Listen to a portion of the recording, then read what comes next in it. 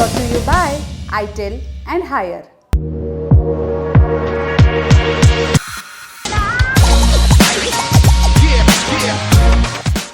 इस खबर में हाल संसद का और संसद का हाल उसके पहले एक बिजनेस आइडिया।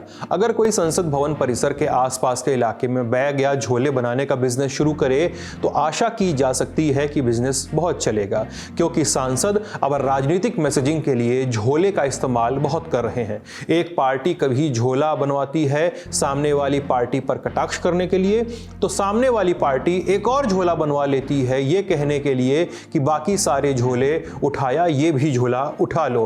अब यही चलता रहा, यही क्रम चलता रहा और संसद का सत्र ऐसे ही सघन से बच पर चलता रहा तो कम से कम सत्रों के बीच झोला बनाने वालों का व्यापार चलता रहेगा। अब आज जो शीतकालीन सत्र खत्म हुआ उसमें ऐसे बहुत सारे बैग दिखे। कभी विपक्षी सांसद पीएम मोदी और उद्योगपति गौतम अडानी के कार्टून बने झोले लेकर संसद पहुंचे, कभी वायनाड सांसद प्रियंका गांधी फिलिस्तीन लिखा बैग लेकर संसद पहुंची, तो कभी बांग्लादेश के अल्पसंख्यक समाज को कोई संदेश देता बैग लेकर। लेकिन बैग का क्रम आज थोड़ा सा बदला नजर आया। भुवनेश्वर से भाजपा सांसद अपराजिता सारंगी एक बैग लेकर पहुंची। इस बैग पर लिखा हुआ था 1984 और लिखा कुछ यूं था गोया उस लिखे हुए 1984 से खून टपक रहा हो। अपराजिता सारंगी ने यह बैग प्रियंका गांधी को गिफ्ट दिया। मैसेजिंग साल 1984 के सिख विरोधी दंगों पर भी कांग्रेस पार्टी को आवाज उठानी चाहिए। The message we wanted to convey was to remind her of the historical errors committed by her party. The bag was a very beautiful jute bag with 1984 riots written on it, and of course there are drops of blood around it, and I handed over the bag to her.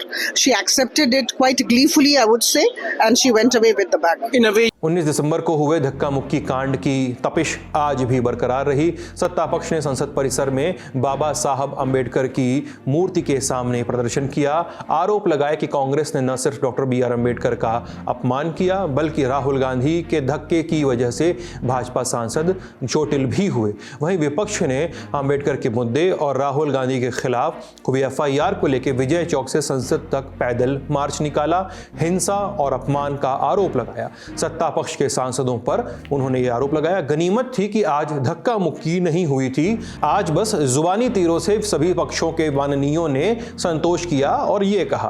संसद के अंदर देखिए क्या हुआ कल लोकसभा के अंदर, उससे पहले राज्यसभा में माइक तोड़े जा चुके हैं, किताब फेंकी जा चुकी है, टेबल के ऊपर नृत्य किया जा चुका है।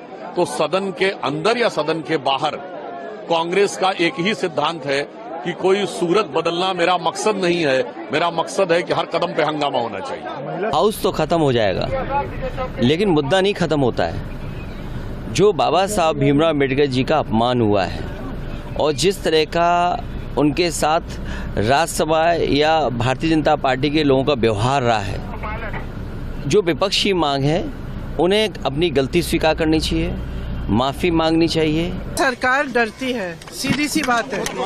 ये सरकार अडानी जी की चर्चा से डरती है, ये किसी भी चर्चा से डरती है।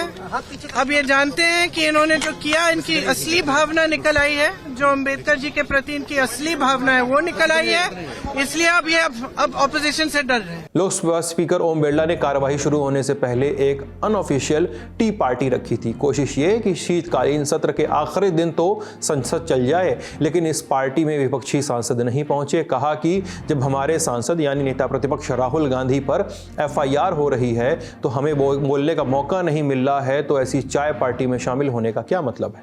11 बजे कार्यवाही शुरू हुई लोकसभा की। आज सदन में पीएम मोदी भी मौजूद थे। विपक्षी सांसद वेल में आ गए, जय भीम के नारे लगे। हंगामा देखकर स्पीकर ओम बिरला भड़क गए। मैं आप सभी से पुनः आग्रह करता हूं कि संसद की गरिमा मर्यादा बनाए सबकी सामूहिक जिम्मेदारी है। संसद भवन परिसर में किसी भी द्वार पर किसी भी तरह का धरना प्रदर्शन करना उचित नहीं है। आप सभी को इस विषय पर नियमों की अनुपालना करना सुनिश्चित करना पड़ेगा। मैं पुनः आग्रह करता हूं, इसको गंभीरता से लें और किसी भी स्थिति के अंदर द्वार पर और परिसर पर प्रदर्शन न करें, नहीं तो संसद को उचित कार्रवाई करनी पड़ेगी।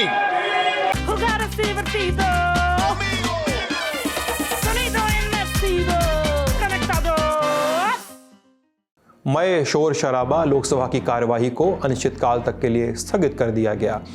अब चलते हैं राज्यसभा। 11 बजे कार्यवाही शुरू हुई, हल्ले के बाद स्थगित हो गई, फिर से शुरू हुई 12 बजे। सबसे पहले सेक्रेटरी जनरल ने वन नेशन वन इलेक्शन पर पुनर्विचार को लेकर गठित जेपीसी के 27 सदस्यों के नाम की जानकारी दी। बताया कि इसमें 12 सदस्य राज्यसभा के भी होंगे। फिर सभापति ने संविधान पर चर्चा के साथ ही सदन के इस सत्र के दौरान हुए कामकाज का ब्यौरा दिया और राष्ट्रगीत के साथ सदन की कार्रवाई को अनिश्चितकाल तक के लिए स्थगित कर दिया।